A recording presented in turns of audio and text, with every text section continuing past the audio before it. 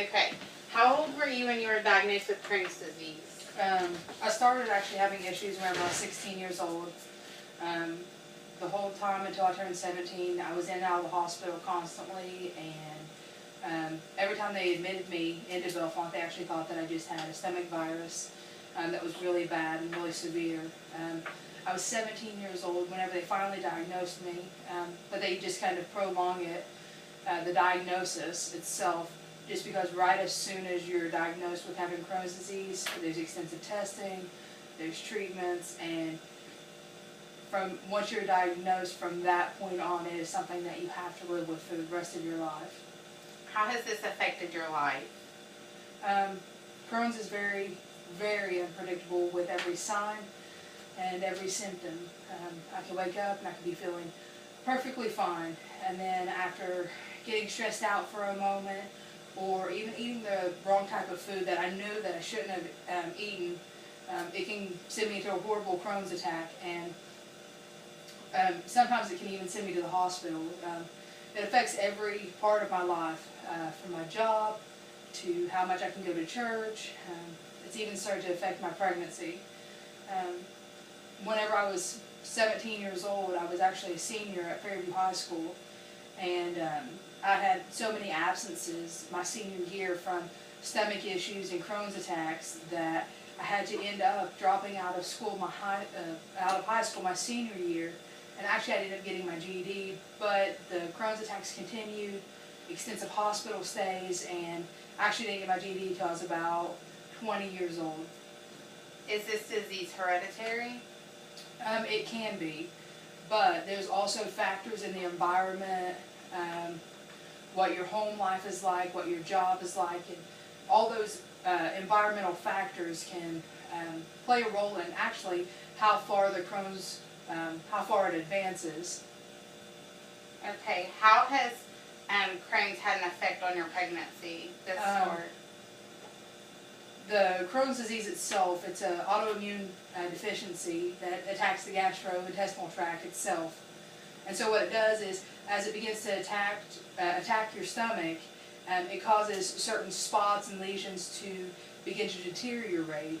With the pressure from the baby growing and developing, it is just causing more extensive deterioration. I actually, instead of having a regular OB doctor, I now have my OB, which is Dr. Modi. I have a specialist, which is Dr. Lane. She works out of an office in Lexington. I have my gastroenterologist, which is Dr. Rayon, which works hand in hand with Cabell and Marshall Medical. And then I have a hematologist / oncologist, Dr. Kasana, and all four of those have to work hand in hand to make sure that not only am I healthy, but that the baby makes it safely and is healthy once it gets here. What has your treatment been like? My Crohn's is so far advanced that they have tried medicines, they've tried Pentasa, Bentyl, Momodal, just on and on and on. They've tried me on natural vitamins and natural substitutes. They've also done surgeries. I've had a couple of different surgeries.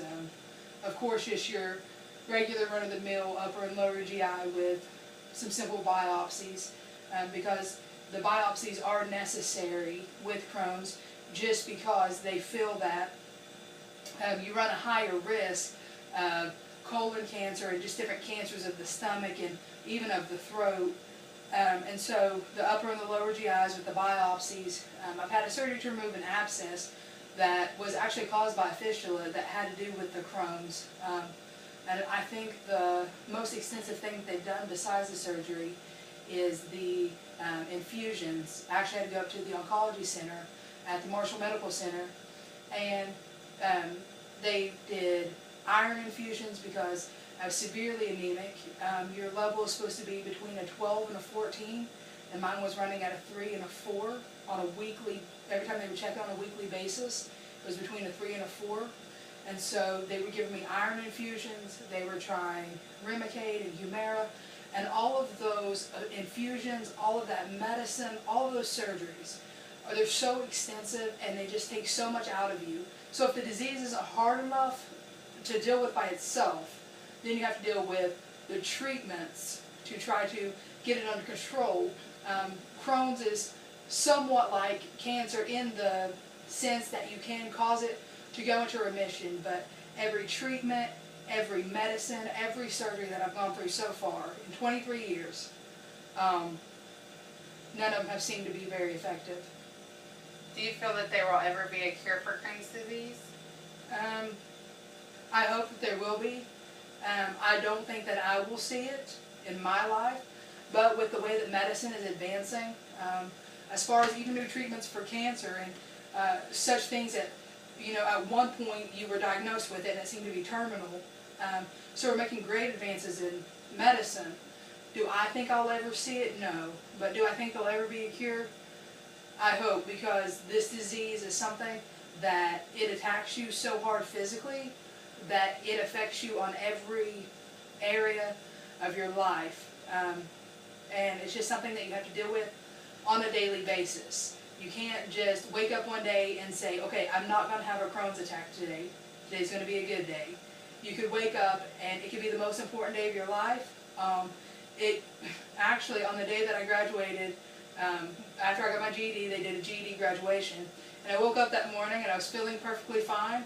And I got so nervous because of the ceremony that literally I sent myself into a Crohn's attack about 15 minutes before I was scheduled to go into this auditorium for this graduation. And so Crohn's is not something that you can turn on and switch off, but hopefully whenever they can find a cure, that it will be something that, you know, having Crohn's disease will be as manageable as having something as simple as having to wear an insulin pump, being a diabetic, or having to go through a couple of treatments to be treated for cancer. And so, yeah, I hope that one day there will be a cure. Okay, that's all. Thank you.